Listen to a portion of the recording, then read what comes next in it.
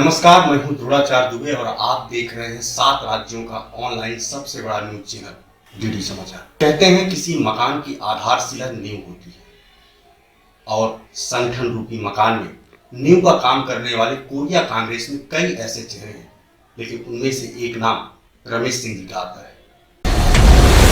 रमेश सिंह जी पेशे से वकील हैं और जितने वरिष्ठ अपने पेशे में हैं उतना ही वरिष्ठ कांग्रेस में भी है। आज हम उन्हीं से मिलेंगे और जानेंगे कोरिया कांग्रेस का वृत्तांत। आइए मिलते हैं श्री रमेश सिंह जी से। रमेश सिंह जी, बहुत बहुत स्वागत है आपका डीडी समाचार। कहते हैं कोरिया कांग्रेस की राह सरगुजा घराने से होकर गुजरती है, क्या मानते हैं? आपका कहना बिल्कुल सही है। पहले सरगुजा जिला था ये, और सरगुजा जिला में ही हमारा कोरिया जिला भी समाहित था। सरगुजा जिले से ही पूरे जिले के कांग्रेस का जो है वो नियंत्रित होता था। उस समय तत्कालीन महारानी श्रीमती देवेन कुमारी सिंह देव जी सरगुजा जिला कांग्रेस की अध्यक्ष होती थी और 1991 से मैं मैनगढ़ का ब्लॉक अध्यक्ष था। श्रीमती देवेन कुमारी सिंह देव इतनी सक्रिय थी कि साल में एक बार वो हर ब्लॉक में आम सभा करवाती थी, जिसमें कार्यकर्ता भी रहते थे और आम पब्लिक भी रहती थी। इस तरह से काफी संघर्ष के साथ ही एक सरगुजा जिले का जो कांग्रेस था वो मजबूत था, हमेशा कार्यकर्ताओं की बातों सुनती थी और उसी को लेकर के कार्यकर्ता भी उनके साथ जुड़े रहते थे।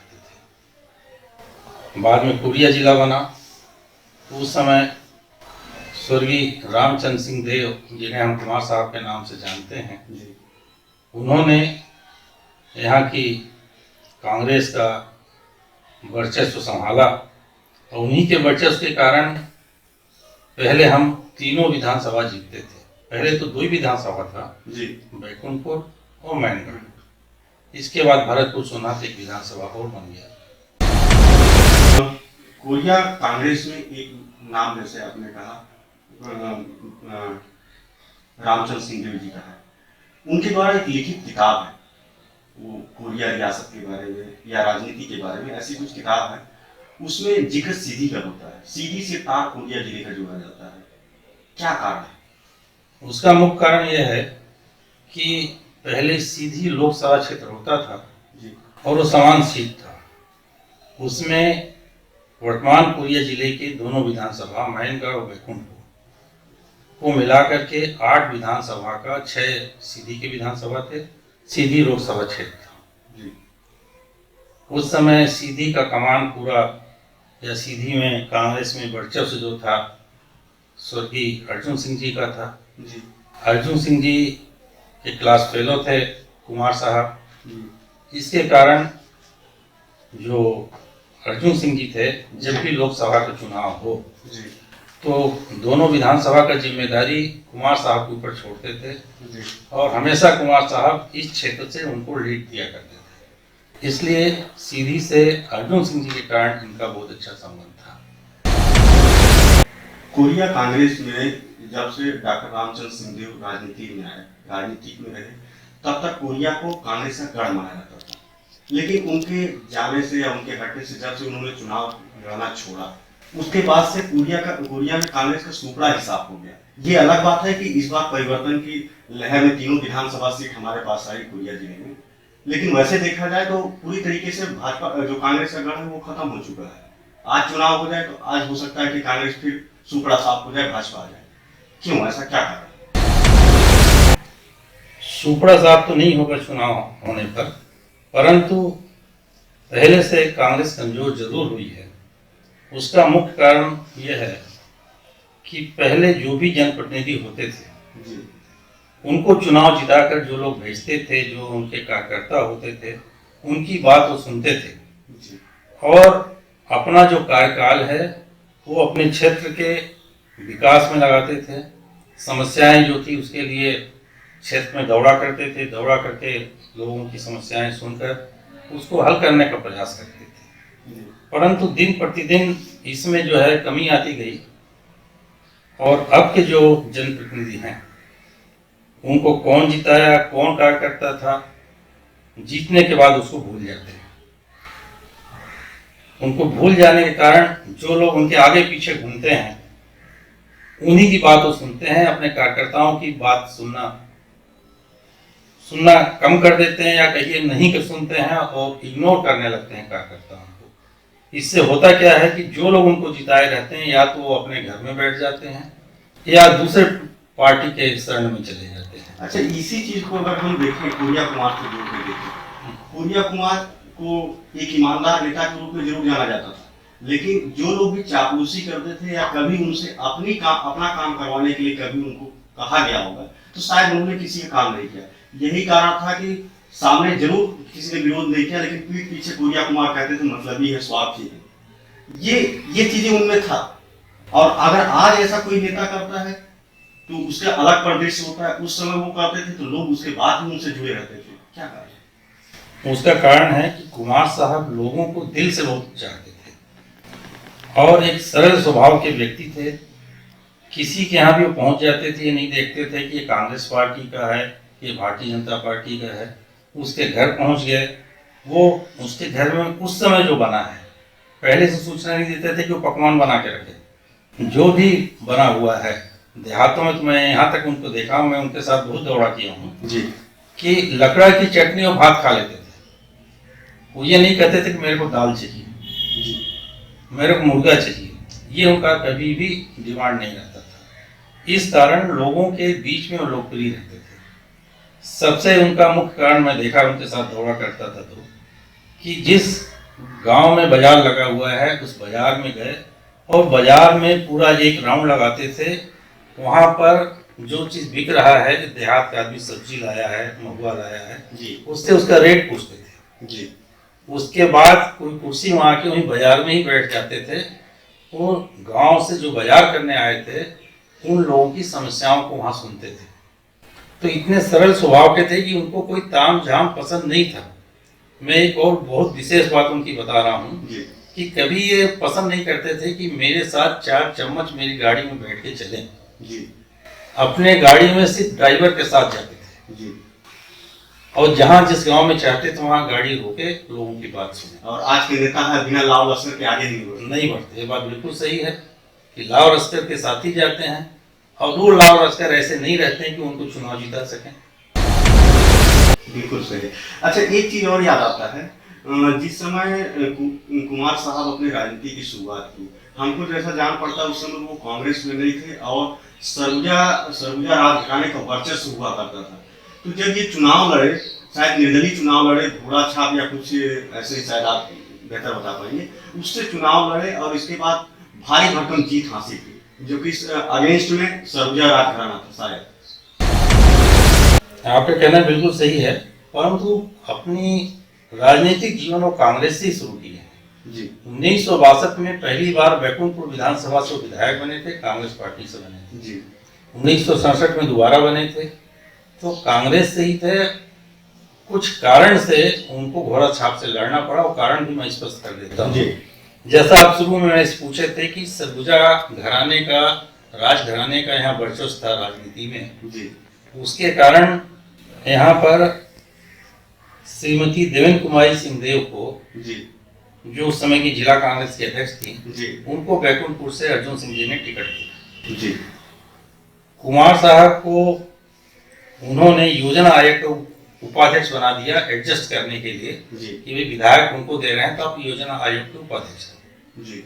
और पूरे चुनाव के दौरान उनको भोपाल में ही रोका गया जी, क्योंकि कोरिया के राजा थे, इनके पिताजी राजा थे जी, तो उसका इनका वर्चस्व था देहात में जी।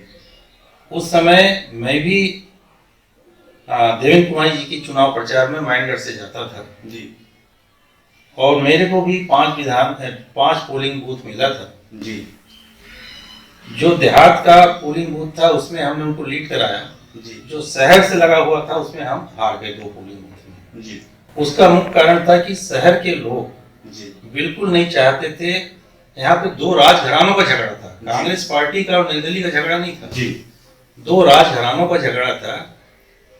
कोरिया राजघराना जो है वो नहीं चाहता था कि सरगुजा राजघराना हमारे क्षेत्र में इंटरफियर करे या यहाँ उसका वर्चस्व कायम हो। जी इसलिए द्वारिका प्रसाद गुप्ता जो कि बीजेपी से खड़े हुए थे, जी वो चुनाव 1200 वोट से जीते और महारानी सरगुजा जो थी वो चुनाव उस समय हारी। इसके बाद दूसरा चुनाव आया जी तो उसमें कुमार साहब फिर टिकट पाने का उम्मीद लगाए हुए थे। जी उनको कांग्रेस का टिकट नहीं मिला और टी.एस. सिंहदेव जी को कांग्रेस का टिकट मिला। जी उसी समय तमाम कांग्रेसी नेताओं के रोकने के बावजूद कुमार साहब ने निर्दलीय फॉर्म भर दिया और घोड़ा छाप से चुनाव लड़े। उस समय फिर वही बात आई कि चिरमई जो कोलफील्ड एरिया था वहां से टी.एस. बाबा ने लीड किया, परंतु बैकुंठपुर का ग्रामीण क्षेत्र और शहरी क्षेत्र जी जहाँ पे राजघराने का वर्चस्व था वहां से कुमार साहब घोड़ा छाप से लीड किए और चुनाव जीत गए। अच्छा, ये उसी समय का दौर एक याद आता है मुझे। हम उस समय काफी छोटे भी थे। गुलाब मिश्रा, भागवत दुबे, ये कुछ नामचीन, चिरमिरी की बात कर रहा हूँ, चिरमिरी में कुछ नामचीन नेता थे, राम अवतार अलगमकर जी। तो इसमें कुछ हिस्सा जो था सीधा सरगुजा राजघराने से जुड़ा हुआ करता था। जब भी कोई राजनीतिक परिदृश्य अगर चिरमिरी में बदलना हो या किसी प्रकार का विवाद हो या हम गुटबाजी की भी बात करें तो सीधा सरगुजा राजघराने से जुड़ता था। और कुछ कांग्रेसी जो थे ये आपके कोरिया घराने से जुड़े हुए थे। ऐसे में बड़ा विस्मयकारी स्थिति में निर्मित होता था। कई बार हमने तो खुद देखा, मुझे याद है एक हल्दीबाड़ी के कालीबाड़ी में सामुदायिक भवन का निर्माण करना था। उसमें एक फायर एरिया भी था, तो उसमें लगातार घर बन रहा था। उस समय हम काफी छोटे छोटे थे। उसमें क्या हुआ कि कहीं ना कहीं हमारे कांग्रेस के चिरमिरी के जो वरिष्ठ नेता, नाम नहीं लूंगा उनका मैं, उनके द्वारा उसको पूरा छींकने का काम किया गया। और चूंकि हमको जानकारी नहीं था, वहां के जो लोग उपस्थित थे, जो समझदार थे, जागरूक थे, वो सीधा किसी न किसी रूप से गुलाब मिश्रा जी से मिले और वो बात पहुंचा सीधा आपका सरगुजा राजघराने में, और वहां से इंटरफेयर होता है और उसके बाद एक द्वंद्व युद्ध होता है। ये मेरे आंखों देखा हाल है। और लास्ट में उसका पटाक्षेप होता है, चाहे जिस भी तरीके से हो, और वहां सामुदायिक भवन बनता है जो आज भी वहां निर्मित है। तो ये इस तरह की भी स्थितियां निर्मित थी। क्या कहेंगे? देखिए, सरगुजा राजघराने का कार्यकर्ताओं के ऊपर नियंत्रण था और लोग उनसे जुड़े हुए थे। जी कुमार साहब जो हैं उस समय उनका भी था यहाँ पे नियंत्रण, पर ज्यादातर लोग सरगुजा राजघराने से जुड़े हुए थे। गुलाब मिश्रा भी उसी राजघराने से जुड़े हुए थे और उस समय के नेता राम अवतार अलगमकर भी वहीं से जुड़े हुए थे। भागवत दुबे भी वहीं से जुड़े हुए थे। यही तीन बड़े नेता उस समय हुआ करते थे। उसके बाद कुछ कहा सुनी हुई आपस में राम अवतार और गुलाब मिश्रा के बीच में जी। तो गुलाब मिश्रा जी जो हैं फिर कुमार साहब के साथ हो गए जी। और यहाँ पे जो है एक गुट कुमार साहब के साथ हो गया, एक गुट सरगुजा पैलेस के साथ हो गया। जी। तो ये कोई विवाद सरगुजा पैलेस और कुमार साहब का नहीं था, इन लोकल नेताओं के वर्चस्व का झगड़ा था। जी जी जी। एक नेता चाहता था यहाँ बने, एक नेता चाहता था, ये दो भाग में बढ़ गए। ये दो भाग में भविष्य में चल के बढ़ गया। क्योंकि ऊपर के नेता थे, उनको दोनों को अपने साथ और रखना है। ये नहीं समझ पाए कि दोनों एक हैं। कुमार साहब और टी.एस. बाबा दोनों एक थे, जो चुनाव भर अलग अलग लड़ लिए थे जी। और अभी तक एक हैं। अभी उनकी भतीजी विधायक हैं जी। अभी भी कुमार साहब के नहीं रहने पे भी कुमार साहब के नाम से विजयी हुई हैं। हाँ, काफी विरोध भी हुआ इसके बाद उनको टिकट मिला और जीत गए। टिकट दिलाने में भी टी.एस. बाबा का हाथ था और उनको जिताने में भी उनका हाथ था। आप संसदीय सचिव भी, आज संसदीय सचिव भी मैं जहाँ तक समझता हूँ उनके कारण बनी है। हाँ, एक बात और, चूंकि लंबे समय से कांग्रेस, पूरिया कांग्रेस की रीढ़ की हड्डी में रहे हैं, आप शुरू से देख रहे हैं, बाबा मतलब सरगुजा रियासत से जो राजनीति शुरू हुई और आज तक जो चल रही है, जो कि अब काफी हद तक हट गया है। कई ऐसा दौर आया आपका जिसमें आपको लगा होगा कि मुझे भी सेवा करना चाहिए, मुझे भी सामने आना चाहिए एक जनप्रतिनिधि के रूप में। ऐसा क्या हुआ कि आप जनप्रतिनिधि नहीं बने या चुनाव नहीं लड़े या टिकट मिलने में कहीं कोई दिक्कत हुआ, ऐसा क्या कारण था? और जबकि ऐसा नहीं, चिरमिरी हो, मरीनगढ़ हो, बैकुंठपुर हो, सारे जगह हर बार चुनाव में आपका नाम आता है। आपका कहना बिल्कुल सही है कि हर बार मेरा नाम टिकट मिलने में बहुत आगे तक गया। जी एक बार आज से 10 साल पहले जी या 15 साल पहले कहिए, उस समय मेरे को टिकट मिल भी गया था जी कांग्रेस से। जी परंतु जो हमारे ऊपर की राजनीति है जी उसमें हमको मिलने के बाद विद्याचरण जी एनसीपी में थे, एनसीपी के पक्ष में ये टिकट चला गया। जी इस कारण से कांग्रेस का टिकट मेरे पास से चला गया। परंतु सभी की इच्छा थी यहाँ के। अच्छा, उस समय कांग्रेस और एनसीपी का जो गठबंधन हुआ था, उसमें 3 सीट मिला एनसीपी को, उसमें से 1 सीट महेंद्रगढ़ का मिला। बदकिस्मती से मनेंद्र जी। मेरे को टिकट मिलने के बाद दूसरे दिनों जो है एनसीपी को चला गया। और उसके बाद भी 2 बार है, तो ये जनरल सीट है। जनरल सीट में हमारे पुराने विधायक गुलाब सिंह जी को एक बार मिल गया जी, और इस बार डॉक्टर विनय जायसवाल जी को मिल गया। तो ये अब तो हमारा दुर्भाग्य है।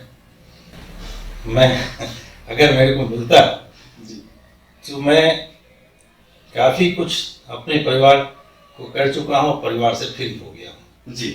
नहीं, वो हम देख रहे हैं, काफी जिम्मेदारियां आप सुपुत्र के उसमें कर रहे हैं। और कुल मिला के ये समय जो था आपके लिए वाकई में जन सेवा का समय था और आपको आना चाहिए था। चलिए, दुर्भाग्यपूर्ण ही सही, आगे क्या प्लानिंग है? अब चूंकि ये 5 साल तो गुजरेगा ही। मैं कांग्रेस के साथ हूँ और कांग्रेस में ही रहूँगा। और भविष्य में अगर कांग्रेस मेरे को टिकट देगी तो मैं चुनाव लड़ने के लिए तैयार हूँ। लोगों से मेरा संपर्क जैसा पहले था आज भी है और जन सेवा करने के लिए तैयार हूँ। देखिए, मेरे को जो बात कचोटती है जी, वो क्षेत्र के विकास न होने का कारण। जी, डॉक्टर रमन सिंह जी थे, उन्होंने चुनाव के पूर्व यहाँ पे घोषणा किया था 1500 मेगावाट का विद्युत ताप ग्रिड बनाया जाएगा। जी, लोग बीजेपी को इसी बात को लेकर वोट दिए। श्याम बिहारी जायसवाल जी विधायक बने, परंतु श्याम बिहारी जायसवाल जी कभी इस बात को मुख्यमंत्री के पास नहीं रखे, या रखे भी होंगे तो उस जोर शोर से नहीं रखे कि यहाँ पे थर्मल पावर बन सके। इस कारण से ये रुका। डॉक्टर चरणदास महंत जी। अच्छा, इस थर्मल पावर में एक बात सामने और आती है, वो दीपक पटेल जी के समय में भी किसी चीज की घोषणा हुई थी मंजी बुंदेली में, पावर प्लांट, यही थर्मल पावर प्लांट। उसमें जब 5 साल जब चल रहा था तो उस समय दीपक पटेल बड़े जोर शोर से बोले कि नहीं, हाँ ये घोषणा होगी, ये बनेगा। और जैसे ही जब श्याम बिहारी आते हैं, जब श्याम बिहारी से इस बात को बोला जाता है तो वो ये कहते हैं कि कोल क्षेत्र है, क्योंकि वो लॉ में ऐसा कुछ लिखा हुआ है कि कोल क्षेत्र में पावर प्लांट या थर्मल पावर नहीं बनेगा। तो क्या उस समय कोल क्षेत्र नहीं था जब दीपक पटेल के समय में घोषणा हुई? देखिए, ये एक बहाना है जी। अमलई में थर्मल पावर बना हुआ है, बिरसिंहपुर में थर्मल पावर बना हुआ है, वो दोनों पूरा कोल क्षेत्र है। अमलई में तो बिल्कुल उनके बगल में खदान है। जी। तो ये कहना गलत है कि इसके कारण नहीं बन सकता। इसका सर्वे कराया गया था mineral development corporation, MDC. MDC को दिया गया था इसको सर्वे करने का, और उन्होंने सर्वे किया। सर्वे करके यहाँ पे हसनो नदी में जो पानी है उसका बहाव कितना है उसको नापा, और उसके बाद फेवरेबल रिपोर्ट गया था कि यहाँ पानी भी उपलब्ध है, कोयला भी उपलब्ध है, जमीन भी उपलब्ध है। इसके बावजूद वहाँ पे न बनाना, ये उस समय के शासन की कमजोरी है। ये बात टालने वाली बात है कि यहाँ नहीं बन सकता। ये कुल मिलाकर सिर्फ जनता को दिग्भ्रमित करने का प्रयास किया जाए, वही बात है। उसके बाद आप देखिए, डॉक्टर चरणदास महंत जी केंद्रीय मंत्री थे जी। उस समय उन्होंने यहाँ पे मेडिकल कॉलेज बनाने के लिए कोर मंत्रालय से घोषणा करवाई जी। उस घोषणा के बावजूद आज तक क्यों नहीं बन पाया मेडिकल कॉलेज? उसका मुख्य कारण जो है, एसीसीएल के सीएमडी ने अपने बोर्ड ऑफ डायरेक्टर्स की बैठक में जी। ये पास कर दिया कि हम इंफ्रास्ट्रक्चर के लिए पैसा देने को तैयार हैं, परंतु इसका जो डेवलपमेंट है या इसका जो संचालन है जी। वो स्टेट गवर्नमेंट करे। जी और उन्होंने चीफ सेक्रेटरी को एक पत्र भी लिख दिया। जी उसके बावजूद सब ठंडे बक्से में चला गया। जब घोषणा हुई थी उस समय कोल मंत्रालय से ये काम एससीसीएल को दिया गया कि आप इसका सर्वे कराइए। जी नोएडा की एक सर्वे कंपनी थी, वो कंपनी आई, 32 लाख रुपए का उसको पेमेंट भी किया गया, 32 लाख के आसपास ही है। जी और उसने रिपोर्ट दिया पेपर कि यहाँ जमीन भी उपलब्ध है, 100 बेडेड हॉस्पिटल भी है, 150 बेडेड हॉस्पिटल है जी यहाँ पे मेडिकल कॉलेज बनाया जा सकता है। जी परंतु एससीसीएल की मंशा नहीं थी, इसलिए यहाँ पे नहीं बना। मतलब एससीसीएल से हम कहेंगे कोर बंद कर देगी। जी उड़ीसा में तालचर में भी घोषणा हुई थी, 3 जगह घोषणा हुई थी, जिसमें से एक तालचर भी था। जी तालचर में वहाँ महानदी कोर्ट फील्ड है। जी महानदी कोर्ट फील्ड ने उड़ीसा गवर्नमेंट के साथ एमओयू किया जी और उनसे मिल करके वहाँ मेडिकल कॉलेज बन रहा है। यहाँ भी हमारी गवर्नमेंट एससीसीएल के साथ एमओयू करके बना सकती है, परंतु इसके लिए कोल मंत्रालय को आगे आना पड़ेगा, उनको इंटरेस्ट लेना पड़ेगा। इसलिए ये मांग अभी भी हमारी पड़ी हुई है। भारतीय जनता पार्टी की सरकार है, उनको चाहिए कि मेडिकल कॉलेज यहाँ बनवा दें। पैसा दोनों का लगेगा आधा आधा। जी जब ये मेडिकल कॉलेज बनाने को रमन सिंह जी तैयार नहीं हुए थे, जी तो उस समय फिर गुलाम नबी आजाद जी रायपुर आए हुए थे, जी वो स्वास्थ्य मंत्री थे। जी तब आदरणीय महंत जी ने फिर उनसे रिक्वेस्ट किया कि मेडिकल कॉलेज में देरी हो रही, तब तक आप कैंसर हॉस्पिटल खोल रहे हैं। तो उन्होंने भी घोषणा किया कि कैंसर रिसर्च सेंटर यहाँ खोला जाएगा, यहाँ और बिलासपुर में। बिलासपुर में काम शुरू है, यहाँ आज तक काम नहीं शुरू हुआ। वही मैं कह रहा हूँ कि हमारे जनप्रतिनिधि लोग क्या कर रहे हैं, घोषणाएं होती हैं तो उन घोषणाओं को क्रियान्वयन क्यों नहीं कराते हैं? यही कारण है कि 5 साल में सत्ता परिवर्तन होना, आम जनता जो है नेताओं के प्रति जो बेरुखी होता है, शायद यही एक कारण भी हो सकता है, खासतौर से अगर मैंने विधानसभा की बात की तो। कारण जो आप कह रहे हैं वो भी उसमें से एक कारण है, परंतु जो मेन कारण रहता है कि हमारे जनप्रतिनिधि जो चीजों की घोषणाएं हो चुकी हैं, रेल नागपुर से रेल जोड़ने का था पाराडू को जी। वाया साजा पहाड़, जी उसमें अधिग्रहण की कार्रवाई रुकी हुई है। जो जमीन लिया जाएगा उसका अधिग्रहण होना है। इसको भी जब आदरणीय चरणदास महंत जी राज्य थे उसी समय घोषणा हुई थी। और अभी मामला जो पड़ा हुआ है स्टेट गवर्नमेंट के पाले में पड़ा हुआ है। यहाँ पे हमारी ही स्टेट गवर्नमेंट है, परंतु जो प्राइवेट लोगों की जमीन उसमें आ रही उसको अधिग्रहण की कार्रवाई एसडीएम के कार्यालय में पेंडिंग है। भाजपा का ये कहना है इस मुद्दे को लेकर हाँ। कि पैसा जो केंद्र सरकार से रिलीज होना वो रिलीज हो चुका है, कलेक्ट्रेट के पास पड़ा हुआ है अधिग्रहण की कार्रवाई की, लेकिन शायद जो भी प्रतिनिधि हैं यहाँ जो जिनको इस पे दखल देना चाहिए वो चाहते ही नहीं है कि अधिग्रहण की कार्रवाई हो। इसके लिए बाकायदा कई बार अखबारों में भी विपक्ष के द्वारा दिया गया, पूर्व विधायक श्याम बिहारी जायसवाल के द्वारा दिया गया कि कलेक्टर साहब जल्द उसको अधिग्रहण की कार्रवाई करें, लेकिन नहीं हो रहा। सत्ता कांग्रेस का है, विधायक हमारे कांग्रेस के हैं। सब ठीक है, सत्ता कांग्रेस की है, विधायक कांग्रेस के हैं जी। एसडीएम कार्यालय में अधिग्रहण की कार्रवाई की फाइल पड़ी हुई है जी। उस फाइल में तेजी लाना है। तो ये हमारे जनप्रतिनिधि तो एसडीएम के ऊपर दबाव डालेंगे कि आप क्यों लेट कर रहे हो, आप इसको करिए। अगर अधिग्रहण की कार्रवाई हो जाए तो स्टेट गवर्नमेंट का पैसा आने में देरी नहीं लगेगा। जी। स्टेट गवर्नमेंट का पैसा आ जाएगा और ये बन जाएगा। इसके बनने से आज देखिए हम सब लोग क्यों कुछ बनवाना चाहते हैं कि हमारे क्षेत्र का विकास हो। जब हम रेल लाइन से जुड़ जाएंगे अंबिकापुर से और इधर बड़े जगहों से, तो निश्चित रूप से हमारे क्षेत्र का विकास होगा। आज कोई उद्योग लगाने के लिए मैनगढ़ नहीं आना चाहता, कहते हैं कि यहाँ आवागमन की सुविधा नहीं है। उसके लिए जरूरी है कि ये rail line, main rail line से हम जुड़े, आवागमन की सुविधा बढ़े। आज कुमार साहब ने परसगढ़ी में औद्योगिक पिछड़ा क्षेत्र मैनगढ़ तहसील को घोषित करवाया और घोषित करवाने के बाद वहाँ पर उद्योग लगाने के लिए जमीन अलॉट करवाई। आज उस जमीन का विकास हो रहा है, औद्योगिक विकास निगम के द्वारा उसका विकास किया जा रहा है। तो काम तो शुरू है वहाँ पे, परंतु फैक्ट्री लगाने वाला कौन आएगा जब तक आवागमन की सुविधा न हो। इसलिए वो रेल लाइन भी बनना बहुत आवश्यक है। जनप्रतिनिधियों की बात आप कर रहे हैं, तो जब सीधी लोकसभा था उस समय हमारे महेंद्रगढ़ के डॉक्टर रतन लाल मालवीय जी थे, सॉरी डॉक्टर नहीं, रतन लाल मालवीय जी जो एडवोकेट थे जी। उनको लोकसभा का टिकट दिया गया था पंडित जवाहरलाल नेहरू के द्वारा। जी। किसी कारण से सीधी लोकसभा से वो नहीं जीत पाए थे, जी। तो उसके बाद उनको राज्यसभा में लिया गया। शास्त्री जी के मंत्रालय में उप श्रम मंत्री थे। उस समय उन्होंने जो महेंद्रगढ़ में आज सेंट्रल हॉस्पिटल है उसको बनवाया, ये उन्हीं की देन है। तो इस तरह का जनप्रतिनिधि होना चाहिए कि जो उस चीज को मन में ठान ले कि भाई इससे हमारे शहर का विकास होगा, तो उसके लिए वो संकल्प करे और उसके लिए संकल्पित रहने के साथ साथ देखे वो फाइल कहाँ तक जा रहा है, कहाँ फाइल रुक रहा है, उस फाइल को करवाए। क्योंकि आज आप जनप्रतिनिधि बने हो तो आपका एक काम है, केवल मुंह से बोल देने से कोई काम नहीं होता, और दलगत राजनीति से हट के करना पड़ेगा। वो तो करना पड़ता है, दलगत राजनीति से हट के उस फाइल के पीछे पीछे आजकल घूमना पड़ता है। पुराना जमाना था कि मंत्री जी बोल दिया, सेक्रेटरी उस बात को मान लिया और कर दिया जी। आज तो देखना पड़ता फाइल कहाँ पे रुकी है, वहां पे जाके उस ऑफिस के हेड से मिलो, उसको आगे बढ़वाओ। तो ये हमारे जो जनप्रतिनिधि हैं उनको अपना पूरा समय इसी काम में देना चाहिए।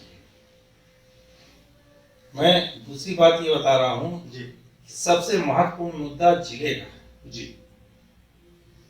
सन 1980 में सबसे पहले जिले का मुद्दा महेंद्रगढ़ से उठाया गया। जी। उस समय दुबे आयोग का गठन हुआ। जी। दुबे आयोग के गठन में जो रिपोर्ट आई उस रिपोर्ट में था कि सारडा क्षेत्र में पश्चिम दिशा की ओर जिला बनाया जाए, महेंद्रगढ़ जिला। पश्चिम दिशा में सारडा क्षेत्र में साजा पहाड़ आता था जी। यहाँ जिला बनना था। बैकुंठपुर को उसने नकार दिया था, कोतमा को नकार दिया था, पेंड्रा को नकार दिया था। आज नकारे हुए जगह जिला बन गए, परंतु महेंद्रगढ़ जिला नहीं बन पाया।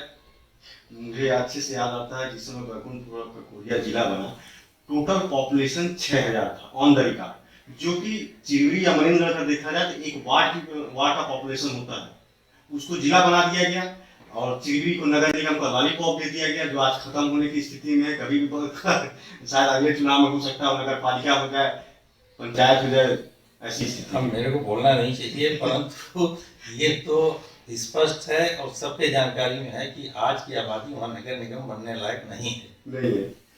आज रिकॉर्ड में 65,000 है, वैसे 65,000 से भी कम है। तो 1 लाख के नीचे नगर निगम नहीं होता है, 1 लाख के ऊपर ही नगर निगम होता है। दूसरी बात, जिले की बात मैं कह रहा था कि अभी बीच बीच में आता है कि हमारे मुख्यमंत्री जी और जिला बनाना चाहते हैं, तो आज की परिस्थिति में महेंद्रगढ़ जिला बनने लायक हो गया है जी। कारण यह है कि केल्हारी और चिरमिरी 2 नए तहसील बन गए जी। 2 नए तहसील बनने से अब हमारे पास कोरिया जिले में 7 तहसील है जी। चिरमिरी तहसील, महेंद्रगढ़ तहसील, केल्हारी तहसील और जनकपुर तहसील, ये 4 तहसील का एक जिला बन सकता है। और खड़गवा, बैकुंठपुर, सोनहर तीनों बड़े तहसील हैं, उनका एजिटिस कोरिया रह सकता है। इसलिए अब जो है फिर से जिला बनने का समय आ गया है। जिला बनेगा तभी हमारे क्षेत्र का विकास हो पाएगा, क्योंकि बहुत ऐसे ऐसे गांव रहते हैं जहां के लोग जिला मुख्यालय तक पहुंचे नहीं पाते हैं, अपनी बात को वहां नहीं रख पाते हैं। आज जनकपुर का आदमी बैकुंठपुर नहीं पहुंच पाता है, उसको बैकुंठपुर जाना है तो जनकपुर से पहले महेंद्रगढ़ आता है, फिर महेंद्रगढ़ से बैकुंठपुर जाता है। इसलिए महेंद्रगढ़ को जिला बनना बहुत आवश्यक है। जिला बनने से हमारे क्षेत्र का विकास होगा। बहुत से उद्योग ऐसे हैं जो जिला हेडक्वार्टर के आसपास ही लगते हैं। चलिए थोड़ा देर के लिए मान लेते हैं कि आने वाला समय महेंद्रगढ़ को जिला बनाएगा, क्या आपके माध्यम से चिवरी या महेंद्रगढ़ या बैकुंठपुर के लोग ये जानना चाहेंगे या डीडी समाचार के दर्शक ये जानना चाहेंगे कि क्या जो जिला बनेगा वो महेंद्रगढ़ चिवरी, चिवरी महेंद्रगढ़ या सिर्फ महेंद्रगढ़ होना चाहिए? अभी जो पैटर्न चला है हमारे मुख्यमंत्री जी, वहाँ जो 2 बड़े क्षेत्र होते हैं दोनों का नाम जिले में रख देते हैं जी, तो उस हिसाब से महेंद्रगढ़ चिवरी बनना चाहिए, महेंद्रगढ़ चिवरी, क्योंकि महेंद्रगढ़ की पुरानी मांग है जी, इससे महेंद्रगढ़ का नाम पहले रख दो, चिवरी का उसके बाद रख दो। चलिए आप चिवरी महेंद्रगढ़ भी कर दो तो कोई फर्क नहीं पड़ता है। हाँ, जिला मिलना चाहिए बस। एक चीज और ये है, अभी हमारे छत्तीसगढ़ में कांग्रेस की सरकार है, कोरिया जिले में तीनों जगह हमारे कांग्रेस के लीडर बैठे हुए हैं, तीनों विधानसभा हमारा है। इसके बावजूद भी हम ये देख रहे हैं कि बैकुंठपुर और मणिनगर विधानसभा की स्थिति जो है क्षेत्र में काफी दयनीय हो रहा है। काम हो रहा है, लेकिन जनता का बेरुखी प्रतिनिधियों के प्रति क्यों बढ़ता जा रहा है लगातार। अभी चिरवी की बात देखा जाए, मणिनगर की बात देखा जाए, कांग्रेस में ही दो गुट देखने को मिल रहा है। एक गुट जो है विधायक के साथ, जो बिल्कुल युवा है, उनके साथ सिर्फ वैसे लोग जुड़े हुए, और वरिष्ठ लोगों का एक अलग गुट है, और उसमें कुछ जो अभी विधायक के साथ है, वो फिर अभी जो इधर वरिष्ठ लोगों के साथ में आ रहे हैं। ऐसा क्यों हो रहा है? जबकि सत्ता है, सरकार है, विकास की लहर बढ़नी चाहिए, बाकी इन सबको छोड़ के सिर्फ गुटबाजी। क्या पद की लालसा में ऐसा हो रहा है? नहीं, देखिए, गुटबाजी बिल्कुल नहीं है सब कांग्रेसी जी। समय आने पे सब एक रहेंगे जी। पर जहां तक बात आ रही है कि जो हमारा जनप्रतिनिधि होता है जी। वो कुछ लोग को पसंद करता है, तो कुछ लोग उसके साथ घूमते हैं जी। उनकी बातें वो ज्यादा सुन लेता है। जी। कुछ लोग उस जनप्रतिनिधि के आगे पीछे नहीं घूमते हैं, तो उससे जनप्रतिनिधि संपर्क नहीं करता है, तो वो लोग किनारे बैठे रहते हैं। पर सबके मन में है कि हम कांग्रेसी हैं, कांग्रेस का ही काम करेंगे। हमारे जनप्रतिनिधि को चाहिए कि ऐसे लोग को भी तजुर्बा दे और सबको संगठित करके एक साथ लेकर चले, तभी हमारी स्थिति जो है हर विधानसभा में ठीक रहेगी। चलिए, बहुत बहुत धन्यवाद सिंह साहब डीडी समाचार से बात करने के लिए। आपने खट्टा मीठा अनुभव साझा करते हुए कोरिया कांग्रेस के बहुत सारे बिंदुओं पर ऐसा बात किया जो हो सकता है आम जनता के बीच में ये बात ना रही हो, उनको ये जानकारी ना रहा हो। यहाँ तक कि आपने कांग्रेस के अंदर जो कमियां हैं उसको भी उजागर करने का प्रयास किया, ताकि जो जनप्रतिनिधि अपने कमियों को देखें और भविष्य में कांग्रेस की राह को मजबूत करें और आगे चल के एक अच्छा वातावरण तैयार करें, ताकि कांग्रेस कोरिया जिले में काफी मजबूत हो, और मजबूती के साथ कोरिया को जो कांग्रेस का गढ़ कहा जाता है, उस रूप में फिर एक बार अपने आप को स्थापित करें। इसी के साथ ही आपको बहुत बहुत धन्यवाद। Thank you. श्री रमेश सिंह जी कोरिया जिले के कांग्रेस की स्थिति के बारे में विस्तार से अपना वक्तव्य रखा। इसमें सरगुजा रियासत से लेके कोरिया रियासत तक की बात रखी, उनके कार्यशैली को भी बताया, और आज वर्तमान जो स्थिति है कांग्रेस की, या कांग्रेस के जनप्रतिनिधि या जो विधायक है उनकी जो शैली है, उस पर भी टीका टिप्पणी, कुछ समझाने वाली बात, कुछ जहाँ कमियां उसको उजागर करने वाली बात रखी। इसके साथ ही उन्होंने कांग्रेस को मजबूत करने का बात कहा, और एक इच्छा भी जताई कि अगर भविष्य में कांग्रेस के ऊपर की लीडरशिप यदि उन्हें मौका दे तो निश्चित ही वो मणिनगर विधानसभा के लिए कुछ करने की इच्छा रखते हैं, जन सेवा करना चाहते हैं, और भविष्य में यदि टिकट मिलेगा तो वो या साबित करके दिखाएंगे कि मणिनगर विधानसभा में जनप्रतिनिधि का कार्य कैसा होता है, विकास कैसा होता है। इसी के साथ ही अगले अंक में हम फिर एक नए शख्स से आपसे मिलवाएंगे। तब तक के लिए आप देखते रहें डीडी समाचार। धन्यवाद।